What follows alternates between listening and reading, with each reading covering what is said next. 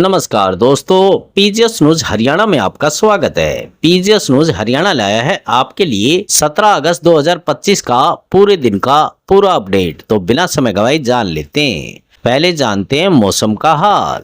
दोस्तों, आज 18 अगस्त को पंचकुला, अंबाला और यमुनानगर में येलो अलर्ट जारी किया हुआ है, जबकि सिरसा, फतेहाबाद, हिसार, भिवानी, जींद, चरखी दादरी, महेंद्रगढ़, रेवाड़ी, झज्जर और रोहतक में बूंदाबांदी हो सकती है। वहीं कुरुक्षेत्र, कैथल, करनाल, पानीपत, सोनीपत, गुरुग्राम, फरीदाबाद, मेवात और पलवल में 25 से 50% हिस्सों में बारिश की संभावना है। मौसम विभाग के अनुसार 18 से 19 अगस्त के दौरान राज्य के ज्यादातर क्षेत्रों में हवाओं व गरज चमक के साथ हल्की से मध्यम बारिश हो सकती है। इस दौरान कुछ स्थानों पर तेज बारिश की संभावना है। 20 और 21 अगस्त को राज्य के उत्तरी व दक्षिणी जिलों में हल्की बारिश और पश्चिमी जिलों में बूंदाबांदी हो सकती है। बीच बीच में ज्यादातर क्षेत्रों में बादलवाही और वातावरण में नमी बढ़ने व तापमान गिरने की संभावना है। दोस्तों, आगे समाचारों में हरियाणा के पर्वतारोही नरेंद्र यादव ने 15 अगस्त को सुबह 9:15 बजे यूरोप की सबसे ऊंची माउंट एल्ब्रूस की चोटी पर तिरंगा फहराया। चोटी पर पहुंचते ही जय श्री राम और भारत माता का जय घोष किया, साथ ही नशा मुक्ति का संदेश दिया।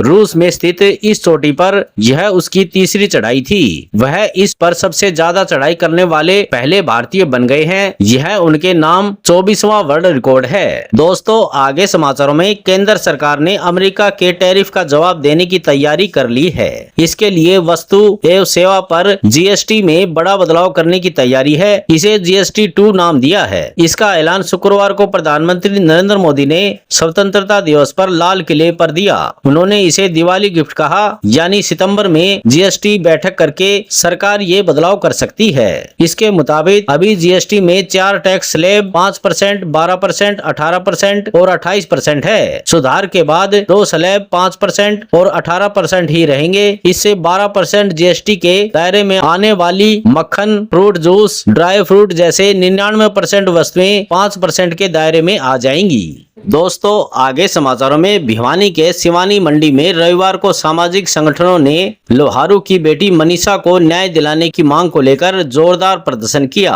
राजकीय स्कूल से शुरू हुआ यह प्रदर्शन बस स्टैंड तक पहुंचा, जहां प्रदर्शनकारियों ने दुकानें बंद करवाई और जनसभा को संबोधित किया।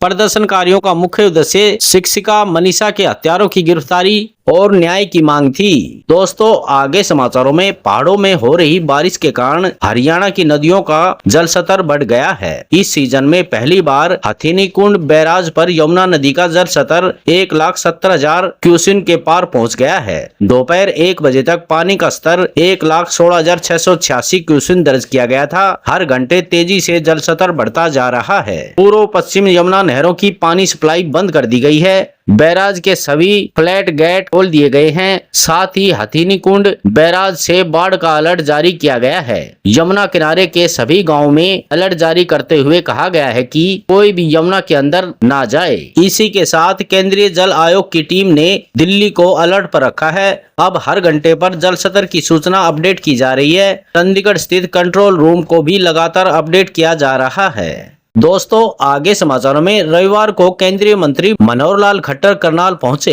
यहां उन्होंने जिला कार्यकारिणी की बैठक की। बैठक के बाद मीडिया से बातचीत में उन्होंने कांग्रेस पर तीखा हमला बोला। उन्होंने कहा कि कांग्रेस केवल अनाप शनाप बयानबाजी कर रही है और वोट चोरी पर झूठा शोर मचा रही है। चुनाव आयोग हर 20 साल के बाद वोटर लिस्ट का शुद्धिकरण करता है, जिसमें गलत और फर्जी नाम हटाए जाते हैं। इस पर कांग्रेस इसलिए विरोध कर रही है क्योंकि ज्यादा फर्जी वोट उसी के खाते में रहे हैं। खट्टर ने कहा कि यह तो वही बात हो गई कि उल्टा चोर कोतवाल को डांटे, शोर मचाए शोर। जितना ज्यादा कांग्रेस बोलेगी उतनी ही जनता और जागरूक होगी। दोस्तों, आगे समाचारों में गुरुग्राम के राजीव चौक अंडरपास में पिछले 1 महीने से जल भरा हुआ है।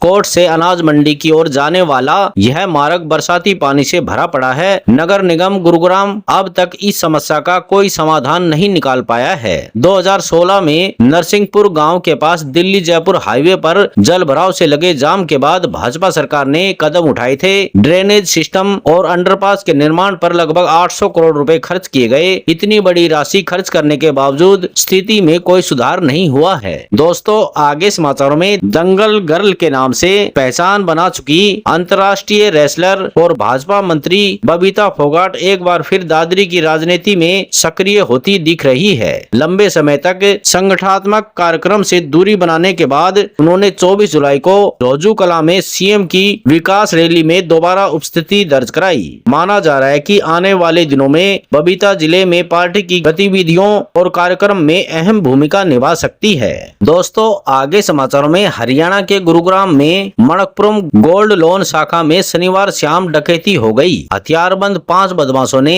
गन पॉइंट पर 4 बैंक कर्मचारियों को बंधक बनाकर 9.5 लाख रुपए की नकदी लूट ली और फरार हो गए। बदमाशों ने फुल प्रूफ प्लानिंग के साथ डकैती की वारदात को अंजाम दिया। उन्होंने न केवल मणकपुरम की सारी बैंकिंग की स्टडी की, बल्कि वारदात के लिए छुट्टी का दिन चुना। उन्हें पहले से पता था कि शनिवार को जन्माष्टमी की छुट्टी है। हालांकि सरकार ने ऐन वक्त पर छुट्टी कैंसिल करके कर्मचारियों को ड्यूटी पर बुला लिया था। इस वारदात में बैंक के कुछ बड़े अधिकारियों के शामिल होने का शक है। पुलिस ने 5 टीमों का गठन किया है। दोस्तों, आगे समाचारों में हरियाणा सरकार ने सामुदायिक सेवा दिशा निर्देश 2025 जारी किया है, जिसके तहत न्यायाधीशों को अपराधियों को जेल भेजने की बजाय सामुदायिक सेवा का आदेश देने का अधिकार होगा। इसमें कौशल विकास और बाल देखभाल पर भी ध्यान दिया जाएगा। यह कदम भारतीय न्याय संहिता 2023 पर आधारित है और जेलों में भीड़ कम करने में मदद करेगा। दोस्तों, आगे समाचारों में हरियाणा के पंचायत मंत्री कृष्णलाल पंवार ने इसराना विधानसभा क्षेत्र की पंजीकृत गौशालाओं को वित्तीय सहायता प्रदान की है। उन्होंने बताया कि प्रदेश में कुल